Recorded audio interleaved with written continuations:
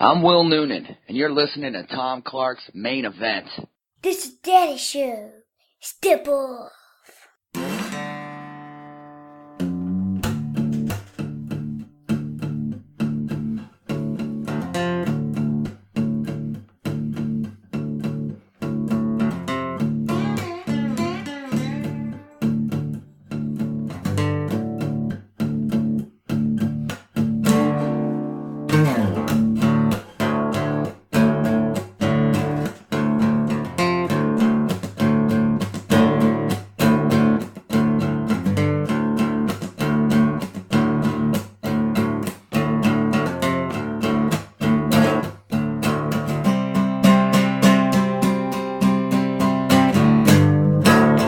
Hey, what is up? Welcome to the program. Thank you for tuning in. Ladies and gentlemen, my name is Tom Clark, and you are listening to Tom Clark's Main Event. This is episode number 18 of the podcast today, and we are coming to you as always from the very spacious Boink Studios here in lovely North Carolina. Don't make fun of that, folks. This is still Flair country. This is still Crockett country. We're still living the past of the Horsemen, the Midnight Express, Rock and Roll Express, Dusty, Nikita, everything that goes along with it. That's right. Yours truly is forever going to be stuck in that time frame because let's face it, it was the greatest era the business has ever seen. If you disagree, there's the door. I'm just kidding. Don't leave until you listen. Okay, it's very important. I'm an attention hound, and I crave and require your undivided attention. That's who I am. There you go. For those of you that have listened to the podcast before, welcome back. To those of you who are just tuning in for the first time, thank you for coming aboard. And to everyone involved, we'll extend to you the customary laurel and a hearty handshake. Thank you, as always, for your support. Let's get right down to it here, folks. Not going to waste any more time here today. Episode 18, as we said, and this time the main event is Dean and Roman's excellent adventure. For anyone out there that's been watching WWE programming here over the course of the past several weeks or so, you know the events that have been transpiring between the three former members of The Shield. Seth Rollins as WWE World Heavyweight Champion, backed of course by the Authority, though that's being in question here lately. And he's being pursued by Dean Ambrose, the lunatic fringe, the would-be next world champion, the man who absconded with the championship. Took off with it, and now is parading it around his shoulder. He's in the French Quarter of New Orleans, wherever you can imagine a guy to be, wearing a leather jacket, carrying a championship belt, posing for pictures for Instagram. That's where Dean is. I have to say, man, I've really been enjoying that. He's really been in his element. But somewhere among all of that little storyline is the third member of the Shield, the third alumni of the Shield, and that, of course, is the big man, the Samoan powerhouse, Roman Reigns, the would-be next top guy in WWE. That's what we were all talking about, probably around this time last year, 2014, maybe a few months later. And at the time, it seemed like the perfect fit. He had all the tools necessary, but since then, things have fallen apart, and now they seem to be coming back together for him. It's a very long and involved story, and anyone that's followed the business for any period of time is well aware of Roman's struggles to get over, the crowd's unwillingness to accept him, and everything in between. But the particular friendship, the particular teamwork between Dean and Roman has been first class. This has been one of the nice little stories to come out of WWE in the past few weeks, and one that actually really did need to happen for Roman's sake and for Dean's. A lot of people are under the impression that, oh, Dean's doing all this for Roman, and Dean's actually giving Roman the rub, and Roman's looking a little bit better, a little bit friendlier, a little bit softer, like he's not trying as hard to get over as a top guy. And while I will say that there's a lot of credence to be lent to that thought, at the same time, I think Roman's helping Dean because, let's face it, Dean's not been treated as an all-star. Dean's not been treated as a top guy from the moment he got there. I think a lot of people out there want him to be, but Roman's already been on that level, okay? WrestleMania main event, that's a big deal. So if you want to really think about it, I think both guys are truly helping each other right now. And it's been fun, man. This has been like the Starsky and Hutch of 2015, the buddy cops who, they're funny, but they're cool. They get the job done and may it be unorthodox, but, they're riding around the red and white Gran Torino and they're, they're taking everybody out, man. And, they've got a chief that's yelling at them and Triple H and, it's old school stuff to me. And I am an old school guy, as you can tell, but to me, it's working. And, when something works, you don't mess with it. You don't interrupt it. Everyone's waiting for, this thing to come to a head. We can get into that a little bit later on here in the podcast. But as of right now, I for one, am truly enjoying this. And it looks as though they're having a blast. You often hear about guys that don't need a script. In other words, they don't need to be handed notes. They don't need to be told what to do. Okay, Dusty and Rick, the Horsemen, the Rock and Rolls, and the Midnights, when they just get out there and they just work their match. And they have heat and they work well with each other. They know what spots to run. They know what to say to each other before and after the match and during. And everything just goes like clockwork. And I'm really, truly getting that feeling right now with the 3 former members of the Shield. It just feels like they just sort of open the curtain and say, all right, boys, there's the ring, go. Go do your thing. And it's working. By far, it's working 110%, man. It truly feels like they're just being given free rein and being told, just go out there and have fun. And if that's not what they're being told, then kudos to them, because they sure are making it seem that way. It just feels like they're just going out there and just being themselves, just having a blast. These 3 guys did travel the road together for a long time, and as a trio. And until the Shield broke up, that's how we knew them, was the 3 of the guys together. So there's a lot of history there, there's some friendship there, and of course there's some competitive edge, I'm sure. But at the same time, no matter how much the competition was between Dusty and Rick, when it came time for the bell to ring, they were all business. Okay, same thing with Austin and The Rock. No matter how competitive they were, when the bell rang, it was time for business. Brett and Sean were the same way. Let's put our ill feelings or hard feelings or competitiveness to the side. Let's go out there and have a great match and steal the show. And to me, that's what the Shield has been about from day one. We're going to come in, we're going to make an impact, and we're going to steal the show. And man, how often have they done that? As a trio, as a tag team, and now as a 3-way. I mean, these guys they do what the Horsemen of old used to do. Okay? Dusty, Arn, Barry, Tully. Okay? In my opinion, the best version of the Horsemen of all time. All due respect to Ole. But to me, the Horsemen really blossomed. The Horsemen really came into their own when Barry came into the picture. Okay? And for me, the Horsemen were all about stealing the show. Let's go out and have the best match of the night. Let's go out and impress everyone out there. Let's make it extremely hard for anyone that has to follow us in the ring. Okay? Did they have titles? Yes. Did they make the money? Yes. And all of that, the women, the cars, the jewelry, the mink coats for the flair and everything. Of course they did.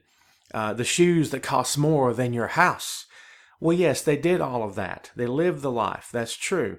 But in the ring, they were technicians, man. You could tell. I mean, they would bump to whoever they had to bump to make the match look good. I mean, how many times did Arn and Tully allow themselves to be thrown around by Hawk and Animal, as if they had a choice but to be thrown around by Hawk and Animal? Let's get that much straight right now. But they could have a great match with anybody on the card, and they put guys over. They did. Maybe those guys didn't win the match in the end, but man, through the course of that 10-minute match, whatever it was, those guys look like solid gold. Okay? And that's what the Shield have become. To me, the Shield are the best and most viable recent example of the 4 horsemen that we have seen from Vince McMahon's company. Okay, and let's just put it to you that way. They go out, they steal the show. They want to have the best match of the night. All they care about is doing business, and they want to entertain, man. They want to make you smile. They want to show you something that you've not seen before, and they want to make it so everyone else on the card has to work twice as hard to entertain you, to make you happy.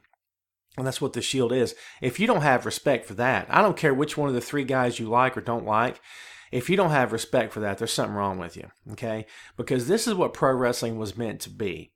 Guys who work hard, who give, and do everything in their power to make the other guy look good, okay? Again, I keep going back to Dusty versus Rick, okay? Shawn versus Bret Hart, okay? Rick versus Ricky Steamboat. the best feuds of all time have the give and go, okay? Do everything in your power to make me look good. I'll do the same for you.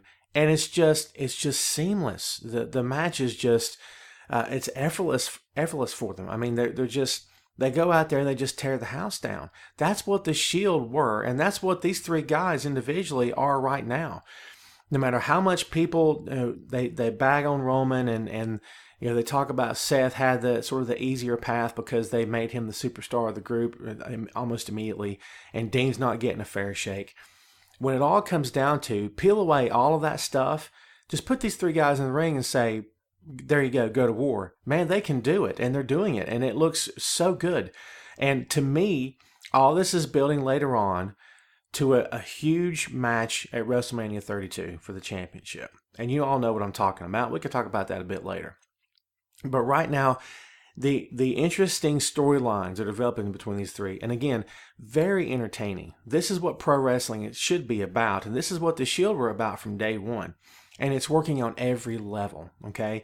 You've got Seth as the so-called face of WWE.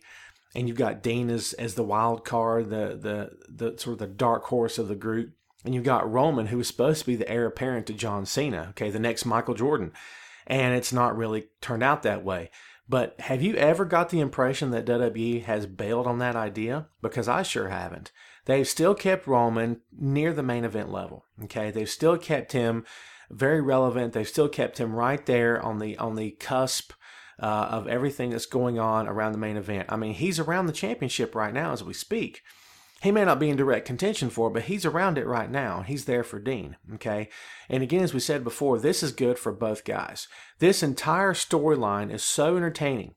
And I, for one, I'm getting just a kick out of it because, some storylines, the guys involved have to work extremely hard to convince you. Okay, they have to work extremely hard to make you believe what you're seeing is actually happening, that there's hate or that there's a genuine friendship or whatever. I mean, how much of this do you ever sit back and go, oh, that's crap. Oh, I don't believe that. I'm not buying that. This feels real. Why does it feel real? Because it is. Because these three guys are working their tails off, man. Because they're making it look good.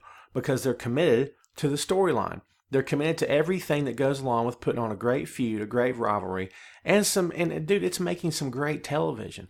I mean, no one can deny the impact the Shield has trio, and no one can deny the impact that they're having right now. I mean, again, this is old school, buddy action movie kind of thing. I mean, this is Bad Boys. I mean, Dean and Roman are like the modern day Bad Boys. Martin Lawrence and Will Smith.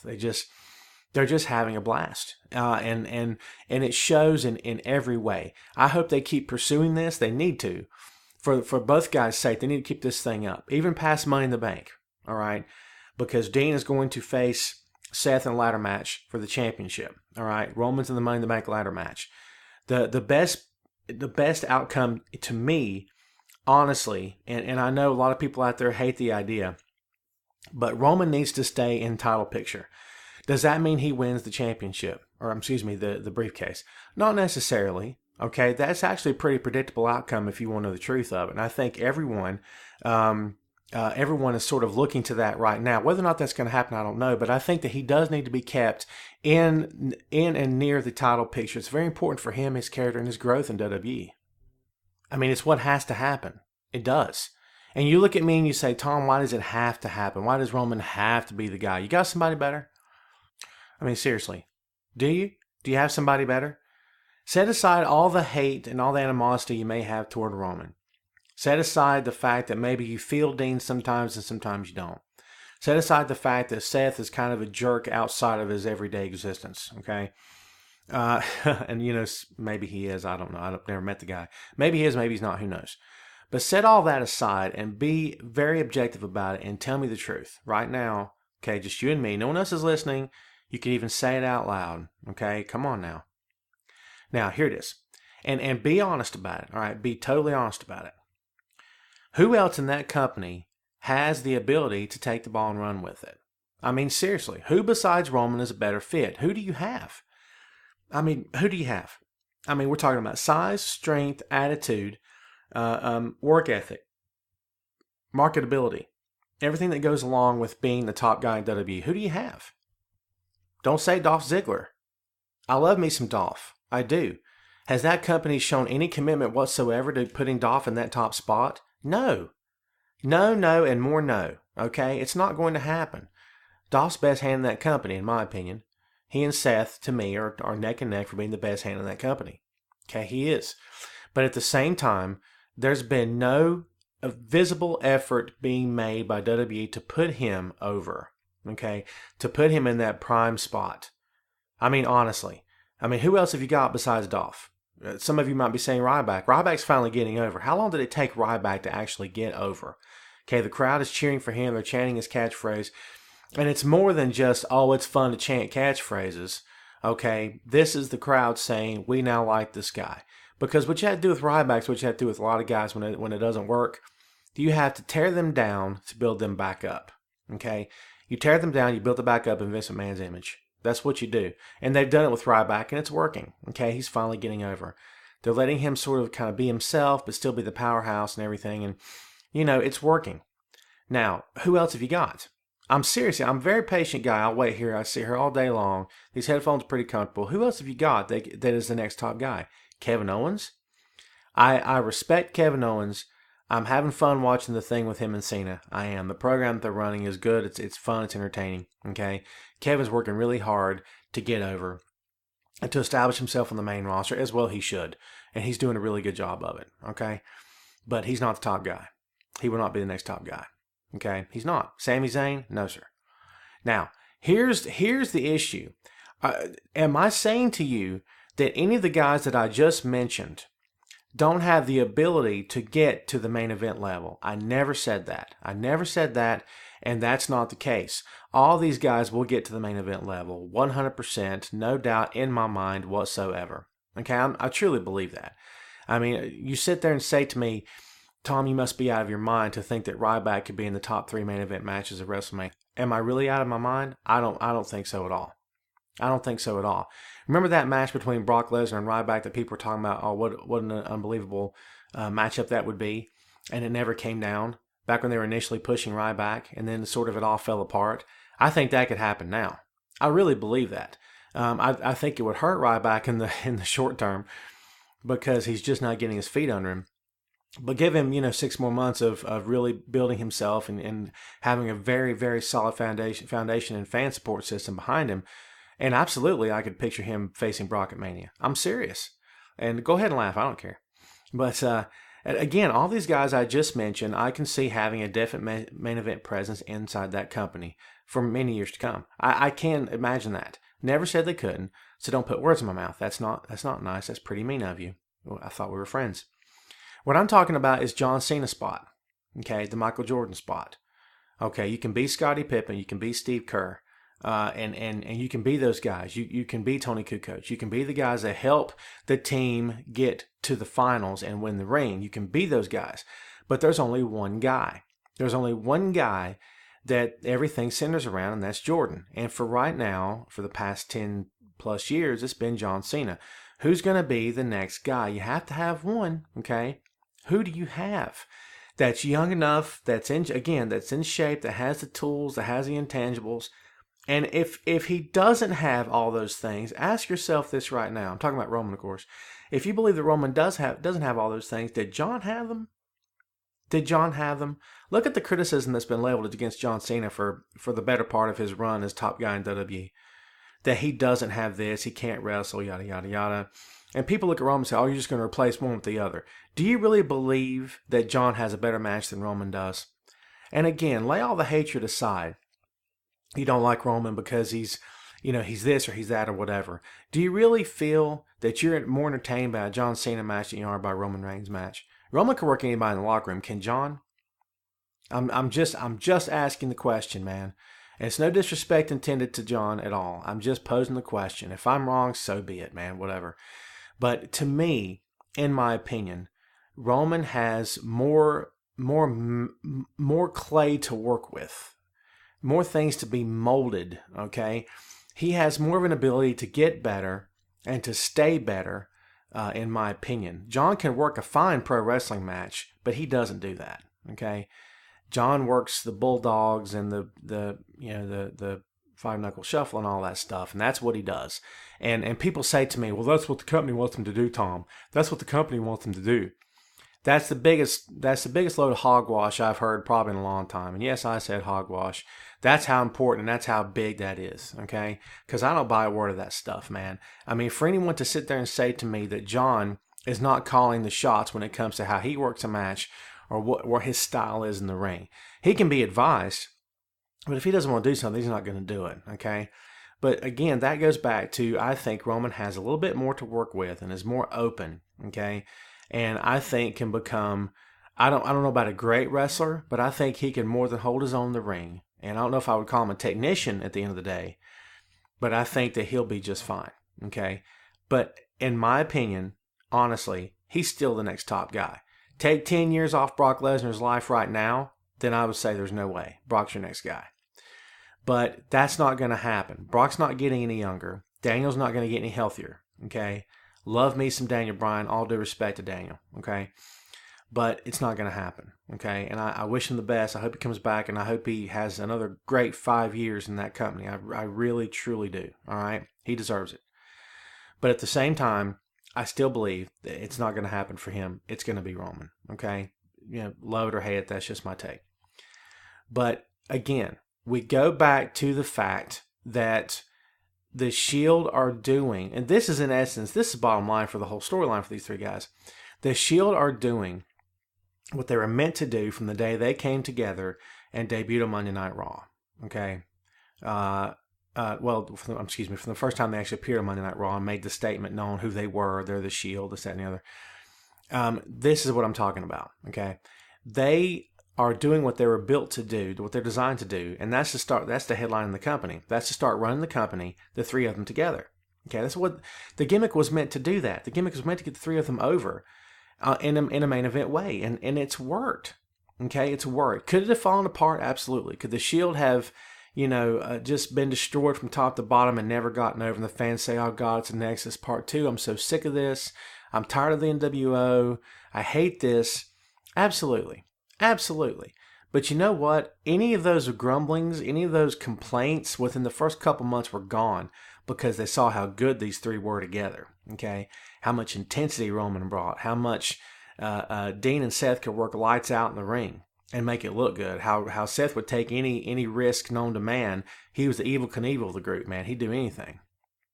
I mean, it became very clear very early on that these three guys meant business, okay? And they're doing what they were designed to do right now. This is what the entire Shield gimmick was meant to do, folks. It was meant to get them over in the main event. And that's what's happening. It's what we're seeing right now. It laid the groundwork, laid the foundation for what you're seeing right now. And the partnership between Dean and Roman is a lot, is the background for that. I mean, it's got a lot to do with how this storyline is being perceived right now. Because again, people hate on Roman, they disrespect him, whatever. But it's hard to hate the guy when he's standing next to Dean Ambrose, isn't it? I mean, be honest. When he's standing there with that smile on his face, and he's bumping fists with Dean. I mean, they're getting one over on Seth. I mean, honestly, be straight with me, man. How can you hate on that? You know what I mean? How can you look at that and say, "Oh God, I still hate him"? I mean, I guess it's possible. But to me, I'm just having fun with it, man. And you know how much I'm thinking during the spots they have with Seth and the interviews and the backstage stuff. You know how often I sit there and think about, now listen, Roman's still going to be the top guy. Not at all. It's background noise now. I could care less because I allow myself to get wrapped up in the storyline. I just have fun with it. You know what I mean? And I'll be honest with you, I don't think the company's done enough with it. Honestly, I don't think they have, and I don't think they've taken it far enough. I mean, we've seen some cool stuff happen with these three guys, but I don't think WWE has really fleshed it out as much as they need to. There's still a lot of time to do that, and I think they will, but I think there's a lot more stuff here to work with, a lot more material that can be worked with and can be exploited and can really put these three guys over in a big way on TV. But the friendship between Dean and Roman, for me, is where a lot of this jumps off from, and the most entertaining part of this. I mean, not only when they get the drop on Seth and make him look silly, and Seth is like the butt of the joke, it's just working, man. I recently covered this on my own blog, which, by the way, you can find on tomclarkbr.wix.com/blog. And yes, as always, it's still sitting there with no destination name, no actual, like tom.com or whatever, because number one, I'm cheap. And yes, number two, I'm lazy. But back on June 3rd, I wrote a piece entitled Roman Reigns Gets Over Like Led Zeppelin. And if you know anything about the history of the band's name, then it may make instant sense to you. And if not, this will, hopefully. Segue. Keith Moon, drummer of The Who, one of the best rock drummers of all time, okay, once joked that a new band formed by himself, Who bassist John Entwistle, John Paul Jones, Jeff Beck, and Jimmy Page would go over like a lead balloon. When it came time for Page, Jones, Bonham, and Robert Plant to form a new band, Page remembered the joke, and hence the name Led Zeppelin. Okay, a star is born, all right? And 12 years together, 9 studio albums, 300 million album sales worldwide means the band got over pretty well. And to think, Roman Reigns only needed one guy, and that was Dean Ambrose. That's it. Roman's getting over like a lead balloon because that's what was said about him. But it's working. The crowd is embracing him, okay? The crowd's buying in, and that's a lot of it is due to Dean Ambrose. Ambrose is the guy that's facilitated a lot of the crowd approval right now. And I'll be honest with you. I, to this day, think that losing at WrestleMania was the best thing for Roman. I really do. Because it put Roman in a different light with fans. Okay? Putting Seth Rollins over at Mania in that match was the best thing the company could have done for Roman at the time. Because seeing Roman lose in a can't-win situation likely changed the opinions of many fans out there that were screaming, if Reigns wins, we riot. Okay? Because after all the hype, after all the work done to sell him to the fans, Roman came up short. He did not get the keys to the kingdom, nor did he get the gold stamp of a certified main event star. What he did get was a breather, a time to step back from the harsh light of criticism and focus on getting better. And folks, that's what he's done. Okay? The Roman Reigns fans see now is more confident on the mic, more comfortable in the ring, and more qualified to ascend the ladder once again. But despite how well he's done, it cannot be denied that he was still fighting for full approval from the audience. So, enter Dean Ambrose, who has rejoined his former Shield teammate on WWE programming. What began as just a passing reunion has turned into a renewed alliance against Seth Rollins and the Authority.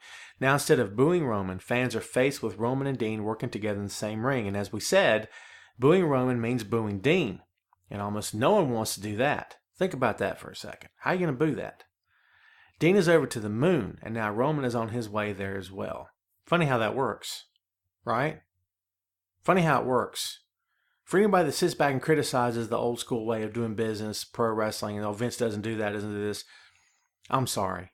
You can call it sports entertainment all day long. It's still pro wrestling. And one of the great things about pro wrestling, one of the time-honored things that's always been done in pro wrestling, is if you have a guy that's not getting over and you really want him to get over, you put him with a guy that is over and he helps him get there.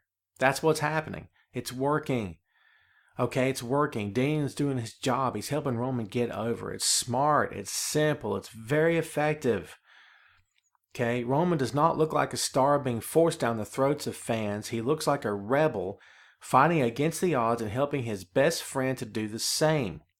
With any luck, the company will keep them together as long as possible because that is the best thing for Reigns. It is.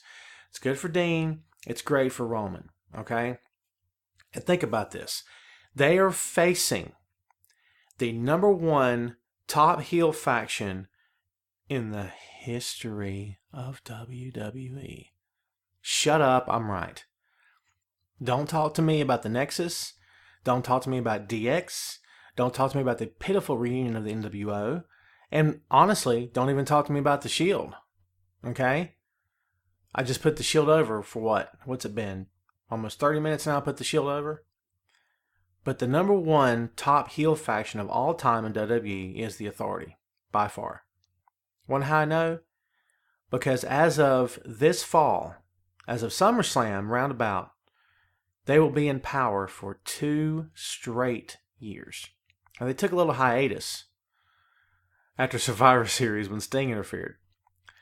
But think about this. 2 straight years almost. The Authority has been in power as the top ruling heel faction of WWE. Okay? I mean, they've outlived the corporate ministry. They've outlived everything that you can imagine. I mean, they've 2 straight years as the top heel faction in WWE. And I'm not talking about, well, we broke them down, we reformed them with different members, they got different kinds of t-shirts, they're still getting over, but not really. No. I'm talking about at the top of their game, on top of the heap. They have controlled the WWE Championship for almost the entire 2 years, okay? Randy Orton was their first, champion, the guy that they backed, the first publicly endorsed Authority champion, WWE World Champion, WWE Champion at the time, okay? He was their guy, okay? Daniel took it for him, had it for like 10 minutes. Through no fault of his own, he had to go out, okay? And then, ever since then, the title has just become, it's been under the control of the Authority. I mean, when Brock had it, he was not a member of the Authority, but they endorsed him. They didn't have a problem with Brock having it at all, because Heyman was somebody that as a character the heels could work with and that they would cooperate with them, and somebody the Authority could sort of get behind and say, yeah, he's with us. You know what I mean? And now Seth is their ultimate, he's their boy. I mean, he's their ultimate, champion on the pedestal. He's their guy. He's the one that, by all rights and from a storyline perspective, would never have the championship had it not been for the Authority, would not continue to hold it, and would not even have it now without them. And it's cool because it plays in. He plays the role very well. They all work together to make it work. And it gets over like crazy because Seth is that overconfident, smarmy heel. He's that champion that has no business still holding the title, but does, and he kind of thumbs his nose at you, and so does the Authority. And they make it very clear that without them, he would be no one, okay? And don't get yourself too twisted over that, because that is not a direct commentary on Seth as a performer. This is all storyline, folks. Everyone calm down and get a hold of yourselves, okay? This works because it works, and it's because it's supposed to work. I mean, you can envision Seth as being that guy because it makes perfect sense. It feels right, and it's working from top to bottom. Okay, but the Authority have been in power and have had the ultimate reign that they've had. Okay, because for the majority of the time of the 2 years, they have been either in direct or indirect control of the main championship in the industry. Okay, and there's no stopping them. Sting couldn't stop them. John Cena, think back about that. Does it feel like 100 years ago now? Because it does to me. Okay, Sting had more of an impact, and I wrote a lot about Sting versus the Authority during that time frame. You can go find my stuff everywhere online, and there it is, folks. But Sting had more of an impact against that group than any one man had to date. Okay, even Daniel. And I'll again, all due respect to Daniel, but Sting, from a storyline perspective, had more of a direct impact on that group than anyone to date. Okay, he was the biggest threat that that company or that corporation or whatever you want to call them, that group had ever seen. Okay, legendary Sting, future Hall of Famer. This guy, okay, considered one of the all-time greats of the business, couldn't stop him. John Cena, the top guy of the company, couldn't touch him. Okay, Randy Orton, leaving the group, turning face, coming back, monster face, couldn't touch him. Daniel Bryan couldn't slow him down. And I still maintain that after Daniel Bryan won the championship at WrestleMania, okay, that should have been the end of the Authority. I still maintain that to this day. They kept it going because, Daniel got hurt and whatever. To me, it should have splintered the Authority directly in half, and that should have been the end of it, all right? Didn't happen, but it's whatever. But the point is, they have withstood the challenge of everyone that's ever stepped in front of them. They weathered the storm, and they've come out of it still the top ruling faction in that company. You cannot touch them. Stop. Just stop. Okay? So when you have a group that's that strong, and again, strongest of all time, in my opinion, then how do you fight that? And more importantly, when you do fight it, you have to know it's going to be big business because they've got so much heat against them. Dude, if you put Ryback right now in the ring, and Ryback's getting over, don't misunderstand me here, but if you really want to hear Ryback get a pop, apart from picking up Big Show and Raw and getting him in the shell shock and the crowd lost their minds, put him in Triple H's face. That'll do it. Bray Wyatt. And Bray Wyatt's respected and he's well liked because he's cool, all right? Make Bray Wyatt cut a promo on Triple H and you watch how fast that guy becomes the top babyface in that company. Oh my God. Dolph wouldn't be able to hold a candle to the pop that Bray would get. Okay, I mean, seriously. Or Dean. I mean, it would just be massive. But why? Because the solid heels, the established heels, the heels with the most heat, can put anyone over in terms of making them babyface. And I mean, that would be it in a heartbeat. So the teamwork, the partnership between Dean and Roman, them going after Seth means they're going after the authority, which is great for them. It's great for Roman, okay? And it's making a great storyline because it's the two rebels going against the system, okay? I mean, Dean and Roman are Butch and Sundance. You know what I mean? They are. They're Butch and Sundance, and they're going after, they're fighting the system. The whole world's against them. Okay, they're being hunted, like Butch and Sundance are being hunted. But they're going to stand their ground. They're going to fight back. They're going to go out in a blaze of glory. Are they going to be shot to death in Bolivia? I mean, I don't know. I'm just saying, what a great way to go out, though, right? I mean, just go out in a blaze of glory, man, getting torn down by the authority in the middle of the ring, and they still keep popping back up trying to fight back. I mean, that's big-time stuff. And if it were me, I'd keep these two guys together into a WrestleMania. I'm serious. I'm dead serious. I'd have put the tag belts on them a month ago. That's just me talking. Because this thing is working. This has the potential to become one of the biggest babyface combos of all time in that company. And I say that with a straight face, with all seriousness in mind. This thing has the potential to get that big. Could be that big right now to a lot of people. But to me, it has the potential to be that big and that important. I'm very impressed with it. I'm having a blast watching it. And you know these guys are having fun doing it as well. But it's working on every level, okay? Again, the buddy action idea, this idea that, you got Roman, who was supposed to be this guy, and he's sort of fallen short, and he's that guy in the movie. It's like, oh, you were a superstar, right? But now you're nobody. You know what I mean? He's that guy. But he's sort of fighting back and trying to reestablish himself and trying to get respect. Then you got his partner, who's a complete outcast, okay? No one wants to work with this guy because he's dangerous. He's like Maverick in Top Gun or something. Except his hair's not that good, you know what I mean? But he's that guy. He takes his chances, he takes risks, he takes the necessary risks, he does whatever he has to do. And it's not even about winning, it's just about going out there and beating somebody up and just going crazy. And that's who Dean is, okay? And to me, there's a lot of comparisons to be made there of Dean between guys of the past. We often hear about Roddy Piper and Brian Pillman, and I see those comparisons. But I also see other comparisons there for Dean Ambrose, okay? Because Dean Ambrose, to me, has a little bit of Jake the Snake in him, okay? Yes, he has some Roddy Piper in him.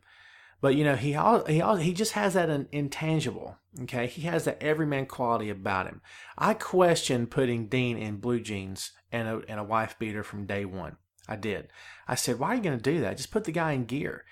Best thing they could have done. Because it kept him grounded. It kept him on the level with the fans, okay? From an aesthetic point of view, the fans look at him, they see one of them. They see a guy that, you saw him in the front row of Raw. There's no denying that Dean looks like one of the fans, but there's also no denying that Dean is a star. You can just sort of see it on him. You know what I mean? If you didn't know who Dean Ambrose was and he walked into a room, you would know that he's somebody. But it's because of the way he carries himself. You might slide your chair over a little bit closer to the door because he's kind of creeping you out, but you would kind of know he's somebody because he's funny. He's sort of always in the moment. He's always turned on, okay? Sort of like Robin Williams was. Robin Williams was always turned on. He could be just giving just a regular interview, and the on switch is on. The switch isn't on the whole time. You know what I mean? His stand-up act was who he was. His characters that he portrayed in movies, that's who he was. What you see right now with Dean, that's who he is. So he's always in the on position all the time. You know what I mean? And it's working. It's that idea of, hey, yeah, we're working together. I don't really care if you like me or not. I mean, he took a direct shot at fans on social media in that interview on WWE.com. Did you catch that? Where he said, I don't need a Twitter. I can tell everybody what I'm doing all the time. It's not their business and stuff. And I'm thinking, wow, dude, you have a whole legion of fans behind you on Twitter. people that would pay to see you, pay any amount of money to see you wrestle in the ring, and women that would do anything to touch your hand, for crying out loud. That would, I mean, legit do anything to touch your hand. Okay, period. Trust me. You don't believe me? Go on Twitter and look it up. It's all over the place. All right. But and you're going to sit there and sort of diss them. Well, I said the day after that interview, boy, that was a mistake. What's he doing? What's he thinking? Why would the company even let him say that? Oh, dude, it didn't affect him in the slightest. Okay, he could probably say anything, and still be over and still stay over to the max, because he just has that personality. Now, on the flip side of all this, again, all we've talked about here in this podcast is how well they work together, how good they look together, how their partnership has been good for both sides. Okay. There is a belief system out there, and we touched on it earlier on. It's time to get into it here. There's a belief system out there that this thing's going to end. It's going to end tragically, okay? It's going to end with either Roman turning heel or Dean turning heel. Now, stay with me on this. The idea is that, again, to build a guy up, you have to tear him down, okay? And part of the idea with Roman is that, okay, we can't get him over fully as babyface, so we should turn him heel. And I was okay with that for a while. I thought it was actually going to be a good move for him. But then it cooled down because he started getting better in the ring and he started relaxing a lot more. Again, the Roman Reigns that you see today is not the WrestleMania mode Roman Reigns where he had all the stress and pressure on him in the world to perform, and he knew that he wasn't going to get over. That's not the Roman you see before you now. The Roman you see before you now is the guy that relaxed. He's very comfortable in his own skin. He's having fun. He can breathe again. Just get the pressure off, you know what I'm saying? And he's just having fun with it, all right? So now the idea of a heel turn is interesting, but they've laid off of it because the hype's not really been there among fans talking about it. But maybe that's the best time to turn someone heel, because you don't want to do it when people expect it to happen. You want it to be a complete shock in the system. I'm not necessarily talking about Hogan and all that. No one can match that heel turn, okay? But a heel turn that sort of comes from out of nowhere, but that when it happens, you go, oh my God, this makes perfect sense. And maybe it's time for Roman to turn heel. And again, I was with that at one time. I guess I'm with it now, but in my opinion, it would be a little, maybe contrary to what he's accomplished so far. Listen, folks, the time is ticking, okay? Depending on when you listen to this podcast. As of right now, it's June 2015, okay? We're talking about WrestleMania next year, okay? We're going to start seeing the build for that around the fall of this year, okay? Things that are going to start happening you may not piece together, but they're going to become very evident by the end of 2015 are going to lead directly into WrestleMania. Could Roman turn heel in June of 2015 and be face again by January 2016 and have enough power and steam behind him, momentum behind him, to go into WrestleMania and become new WWE World Heavyweight Champion? Because I don't think Roman's going to win as a heel. That's just me talking, okay?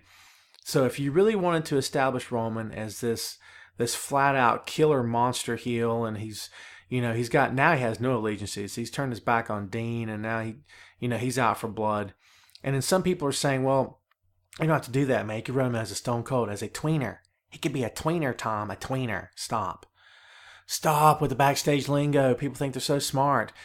Roman doesn't need to ride the fence, and fans don't want Roman to ride the fence. That stuff doesn't work anymore. And for anyone that's ever made the argument that guys can ride the fence and it still be effective, ask yourself this: why is it not working in the Divas division? It's not, is it? The Bellas are heel one day, face the next. Well, they're supposed to be heel, but they work face, and up at the end of the match as heels. Okay, so are they riding the fence, or is WWE just filled with a bunch of creative idiots that don't know what they're doing? What's the answer?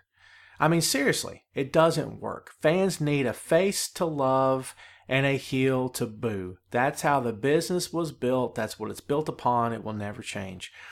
The dichotomy, the eternal struggle between good and evil will never disappear from your everyday life, from the everyday world, from everyday culture, okay? And it will never disappear from professional wrestling. Again, the business at its core is good versus evil, right versus wrong, bad versus good. That's what it all boils down to, folks. People need to boo the heels. I'm not talking about those little smarmy people over there in the corner that think they're so smart. I'm going to cheer the heel because it's what I do. Guess what, folks? I got a secret I'm going to share with you right now. Those people aren't really having fun at the show. Okay, they're trying to entertain themselves, and they're trying to entertain you by how smart they sound. They're not having fun. The best part about going to see a magician is just let go of the fact that it's all rigged in the first place. It's all special effects. It's all smoke and mirrors. Okay, no one wants to sit there and ruin it for themselves. And if you do, shame on you. Why'd you waste money coming into the building in the first place, man? Just have fun. You know what I mean? Just have fun. Allow yourself to lose yourself in the middle of a pro wrestling event, and you're on your feet. Suddenly you're clapping for Cena and didn't even realize you were going to do it. Now, go ahead and laugh at that. That's fine. Okay. But how many kids out there cheer for him? How many adults, despite how much they want to hate him, say, you know what? John is a good guy, man. I can really tell he is. And he really gave everything tonight. I'm going to clap for him. Okay. I mean, sign of respect, but more than that, it's about, again, good versus evil, right versus wrong, okay? Roman either needs to be heel or face, and that's it, okay? Period. Don't talk to me anymore about riding the fence and being a tweener. Hate that crap. Save it, man. I don't want to hear any more of it, please. Now, on the flip side of that coin, what if Dean were to turn heel on Roman? Now, this is a very interesting prospect because it can't happen unless for one thing. Only under one condition could Dean turn heel. Okay? You've already said it. If you haven't said it, you sure are thinking it. Say it with me, folks. Dean would have to join the Authority. That's right, folks. Dean would have to be the man to turn his back on Roman, as Seth did, and join up with Triple H. It's the only thing that would work. It's the only thing that would flat out turn him full blast heel. It's the only thing that would make any sense. It's the only thing that would get him over as a heel, because the crowd wouldn't have anything to do with him if he joined up with Triple H. If you turn him heel right now against Roman, he could possibly heel out Roman. I'm just saying.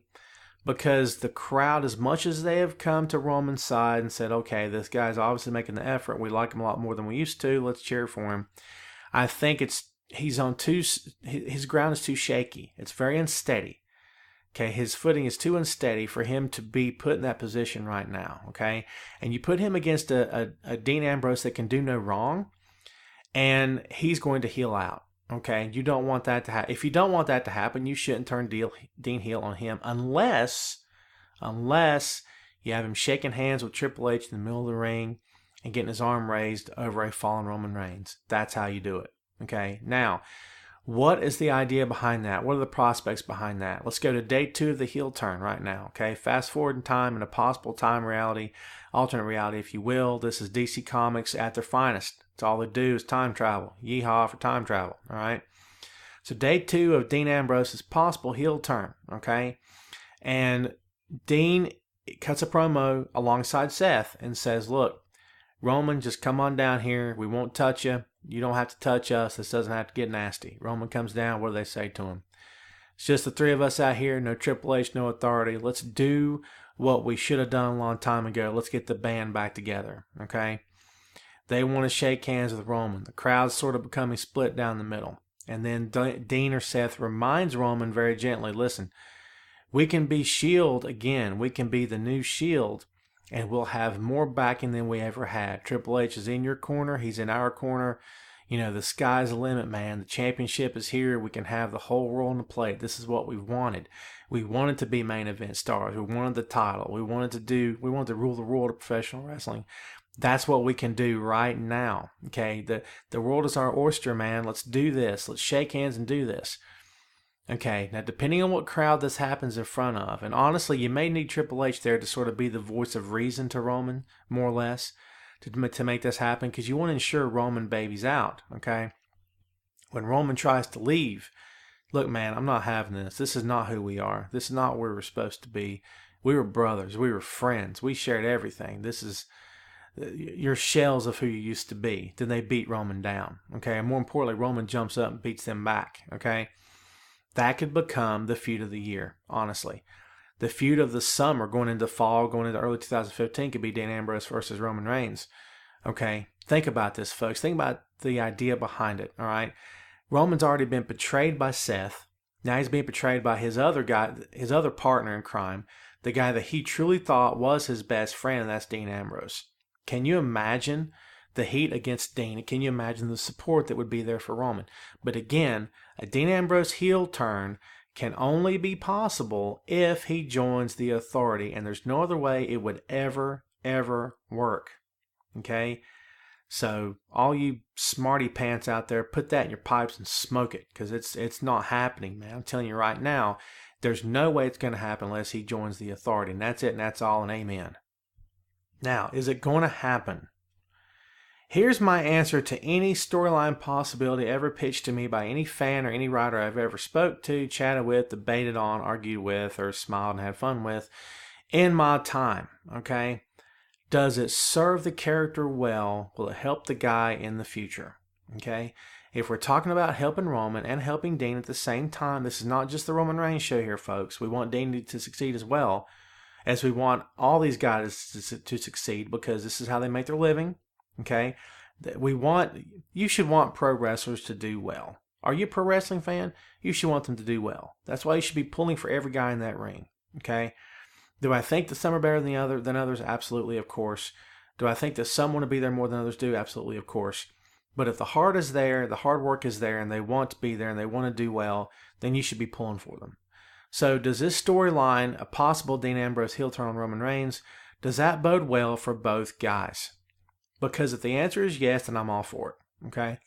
But if the answer is, we don't really know, or I'm not sure, then no, don't do it. Okay, this thing has to have more of an outcome than just Roman hoisting that title above his head at WrestleMania 32 and finally grabbing the proverbial brass ring, that non-existent brass ring, according to many people out there. That's what it all boils down to. So if it's good for both guys, I'm all for it. Okay, but I think that it would do a couple of things. It would take Seth out of the equation, because it would become more about Dean versus Roman. All right.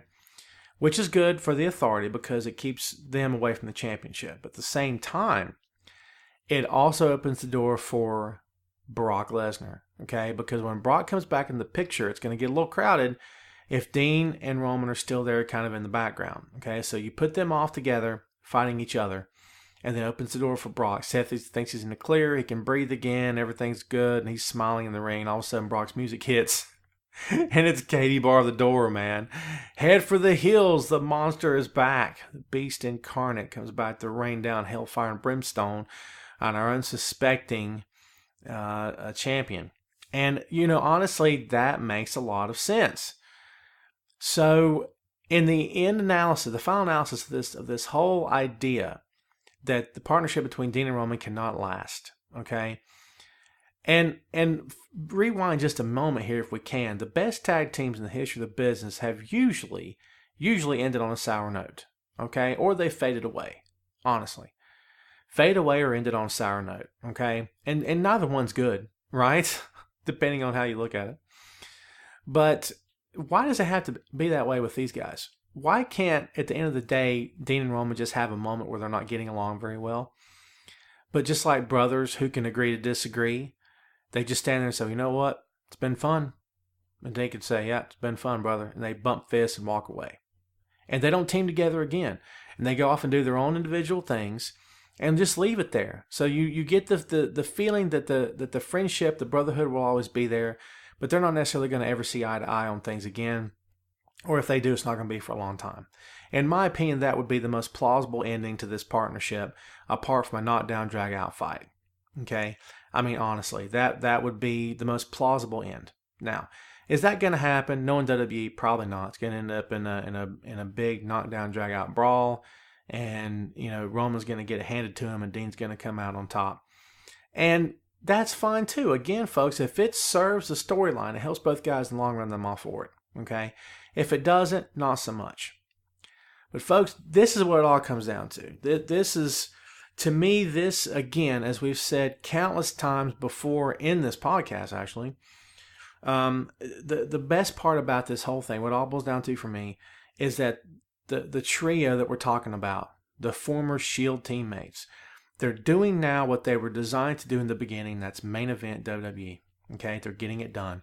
It's come to fruition. This is what all the hard work, all the matches and long days on the road and the blood, sweat, and tears has all come to this moment, that we're looking at the possibility okay, of an all-Shield main event at WrestleMania for the WWE World Heavyweight Championship, okay? And for anyone out there that says the Authority can't last that long, brother, it's lasted almost 2 years, shows no signs of ending anytime soon, okay? The Authority would have to end the way the Shield did, and that's implode from within, okay? And people think they're seeing it right now because J&J had to turn on Seth, Seth turned on them, they fought each other on Raw.